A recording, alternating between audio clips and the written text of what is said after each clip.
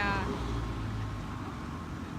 Like, it breaks my heart to see things like this. exactly. Because it's real, and it only takes one person, and people treat cars like they're toys. Right. They're not toys. They can kill people.